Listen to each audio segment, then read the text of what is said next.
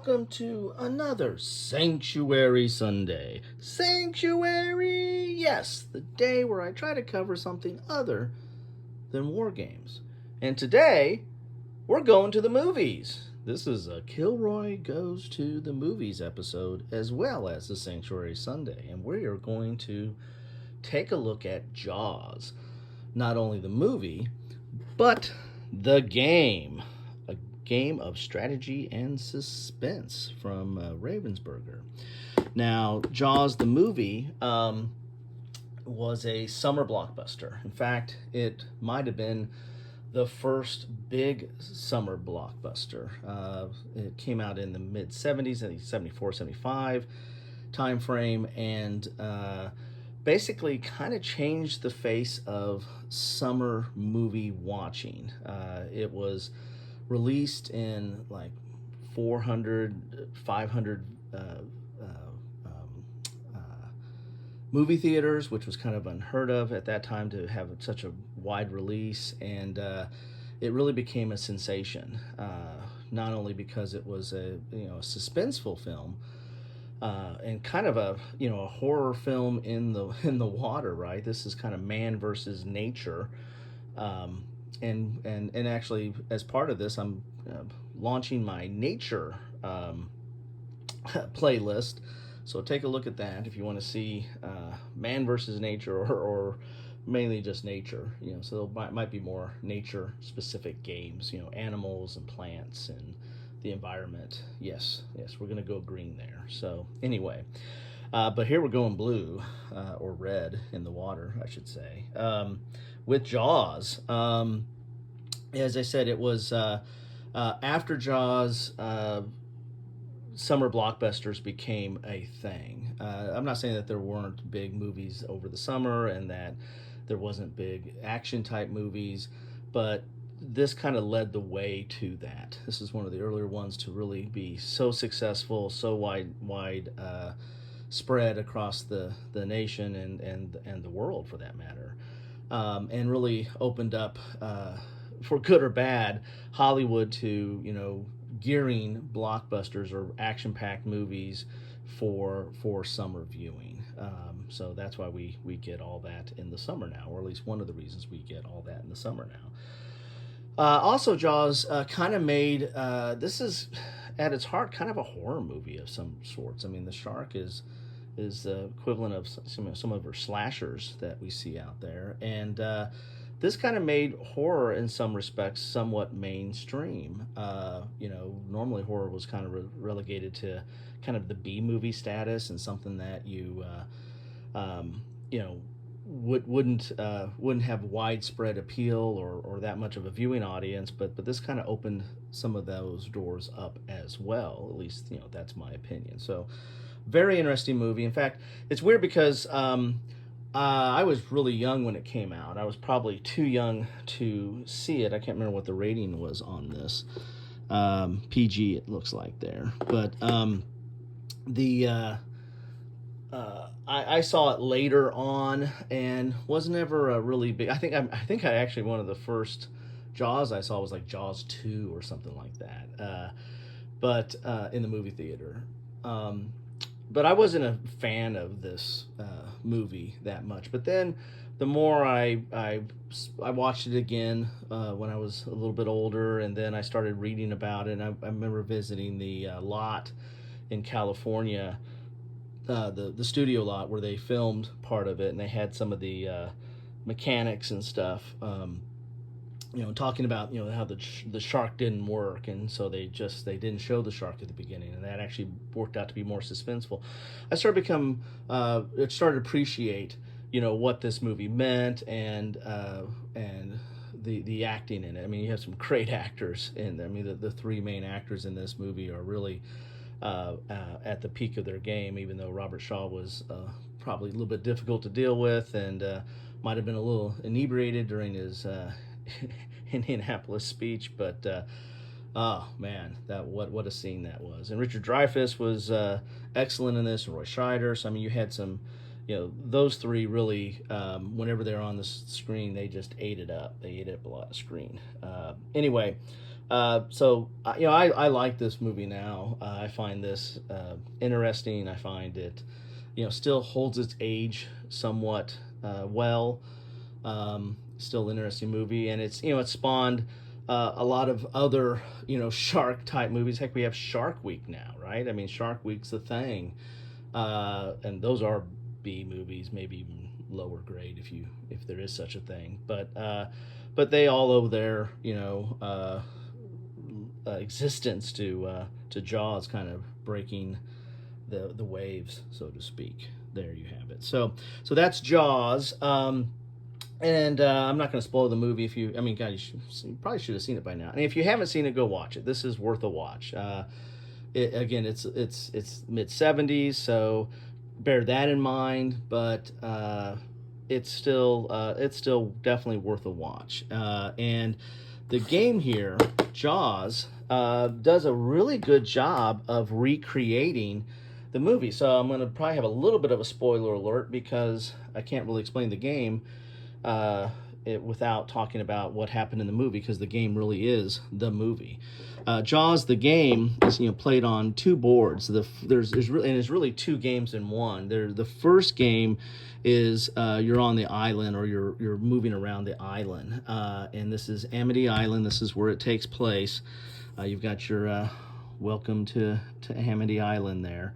And as I said, there's two phases to this game. The first part of this game is you're trying to locate the shark. So, you have the shark here, and you've got some boats, a couple of boats here, and you've got your main characters of Quint and the sheriff, and who was you got Brody, Hopper, and Quint. Quint's the Robert Shaw.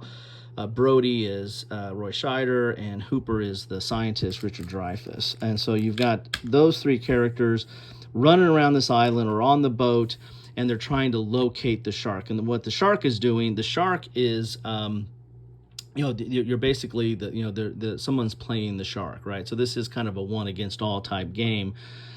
But the shark is moving around and eating up swimmers. So it's going to try to eat up as many swimmers as possible, and if it gets up to, I think, 9, yeah, I know this is a little gross, right? But if it gets to 9, then it wins the game. It wins it, and you don't even go to the next round. But so there's two ways to lose this. I mean, there's 2 whole games that you can lose, and you can lose in the first half and be done with it. But so they're trying to go around and pick up swimmers, or pick up swimmers, eat swimmers. They're hungry, and you're trying to locate the shark, and you're trying to attach the big barrels, the air barrels, that if you remember the movie, that's what they're trying to do. And you can see there's some places where you can get. I think these are the barrels here, or is that something else? I can't remember. Yeah, I think those are the barrels. Anyway. You're trying to pick those up and then get those onto the boat and then attach it. So you're trying to locate the shark and then attach barrels. And once you attach a certain number of barrels, then you move on to the next game, which is trying to kill the shark, right? Because the barrels are slowing the shark down, and it makes it where it can't dive too far and just get away. And so it's kind of keeping it close to the surface, and then that's when you want to get out in your boat and go after it to take it out. But so the first half of the game is a little bit of resource management, a little bit of shark location. There's asymmetrical powers. Hooper has got a shark finder, so he's better at finding the shark. Quint's got the boat, so he's better at attaching the barrels, and Brody is better at, he's the chief, right? So he's on land most of the things, so he's better at saving swimmers, right? So he's running around the island. So that's the first part of the game, is trying to locate the shark and attach barrels. All right.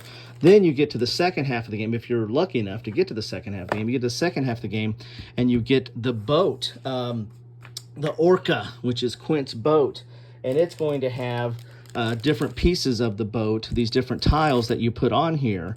And then there's a whole shark deck on how it pops up and where it's going to attack the boat, like where it makes it attack, and it's trying to destroy the boat. And that's if you end up with this, you lose the game.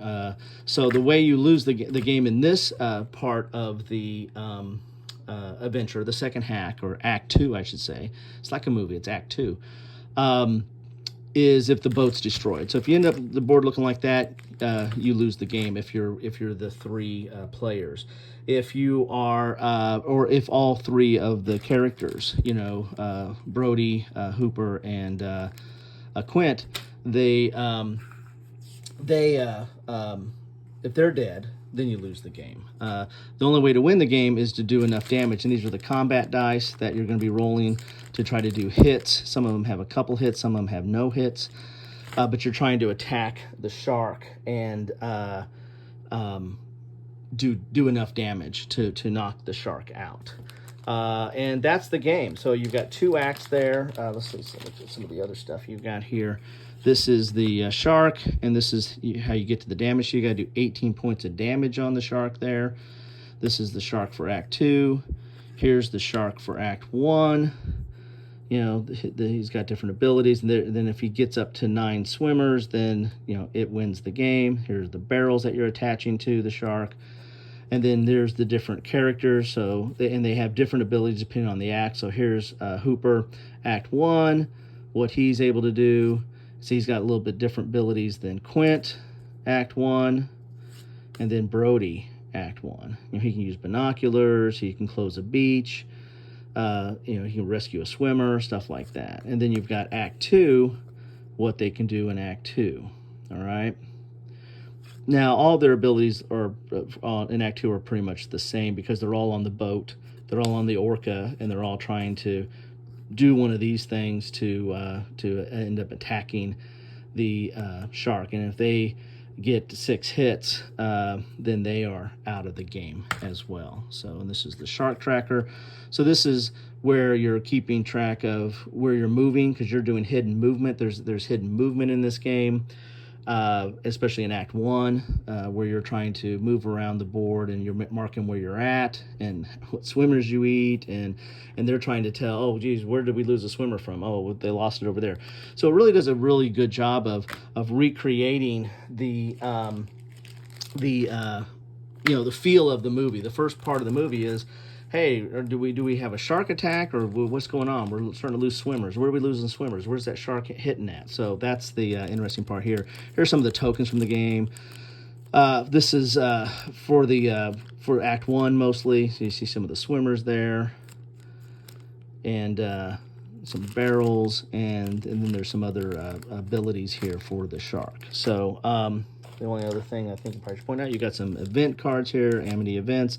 And these are for Act 1, and it shows you some events that take place there. So there you have it. That is Jaws, the game that I think does a very good job of recreating Jaws, the movie. But that's my opinion.